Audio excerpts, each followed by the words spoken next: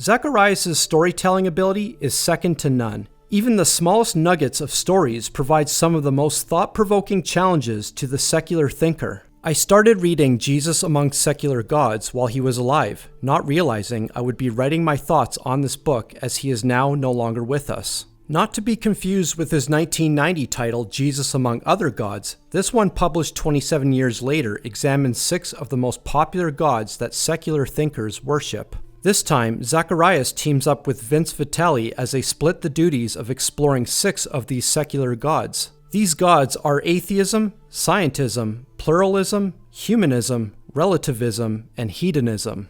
Atheism seems to have changed its definition over the years, but it lacks a belief in God, which could be stated as, there is no God.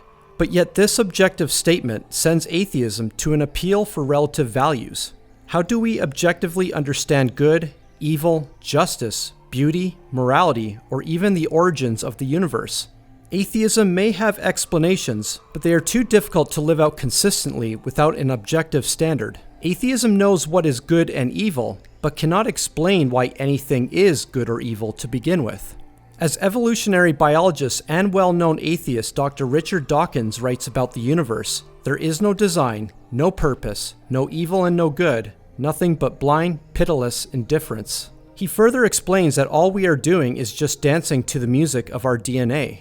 Scientism claims to have disproven God. Sure, it can explain how the universe may have come into existence and how it works, but it struggles to answer why it even came into existence. What or who is behind the cause of the universe? Every design points to a designer. We can explain how a computer came into existence and how it works, but that would not disprove who created the computer. A computer was designed, and without a designer, we cannot know why a computer exists to begin with. Such is that with the universe. But with that is one of scientism's biggest challenges, the fine-tuning of the universe.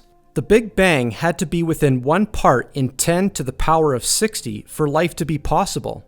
If the mass and energy of the universe were not evenly distributed to 1 part in 10 to the power of 10 to the power of 123, the universe would be hostile to life of any kind. These extreme, razor-small margins of error could not reasonably fall on chance or necessity, but rather on intelligent design. Pluralism claims that all paths are equally valid. On the surface, that sounds beautiful, but it falls into major contradictions. It tries to be inclusive to all worldviews, except that not all worldviews hold the belief that every path is valid. Some make exclusive claims that there is only one valid path. We may all have a right to our ideas, but not all ideas are right. This forces pluralism to be exclusive in practice. This also becomes too difficult to live out because we cannot get around the idea of telling people they are wrong. Vitale reminds us that it is okay to disagree. The key is to disagree without devaluing a person. He calls this the art of disagreement. Humanism is almost like a cousin to atheism and scientism, but they would consider themselves as beyond agnosticism. The Humanist magazine defines it as a rational philosophy informed by science, inspired by art, and motivated by compassion. But how can humanism even trust its own rational thinking when forced to support irrational behavior by removing absolutes? If it trusts science as its full authority, it would have to wrestle with the origin of the universe. Its inspiration by art would have to justify lewd and profane forms of expression. It's motivated by compassion and affirms human dignity, but would it then not have an absolute moral obligation against abortion? Humanism's many holes of contradiction appear impossible to patch up. This leads to relativism, which believes that what may be true for you is not for me. But this already becomes a self-defeating worldview. That statement makes a truth claim that something is only true to them. But by using that same logic, what if I was to claim that something which contradicts that truth is only true for me? Which truth is then correct? They both cannot be correct. It denies moral absolutes while demanding compliance with relativism as an absolute. Zacharias sees relativism as turning into the quicksand of humanism, and meaning is also destroyed because one cannot find security based on a valueless culture defined by a valueless individual. Finally, there is what could be the most dangerous secular god of them all, hedonism, which is whatever makes you happy. Vitale believes that while hedonism may seem like a noble pursuit, It results in the loss of humanity. Sure, helping others may make some people happy, but there are others that believe money, sex, drugs, alcohol, fame, and even eating makes them happy. The whatever in whatever makes you happy is a scary proposition that can lead to whatever it takes. Rob a person to make money? Rape a person for sex? Inject your body with dangerous chemicals? Lie and betray others for fame? Eat as much of anything as you want? Sure, whatever makes you happy. It is clear that when it comes to morality and purpose, hedonism has no answers that happiness can solve.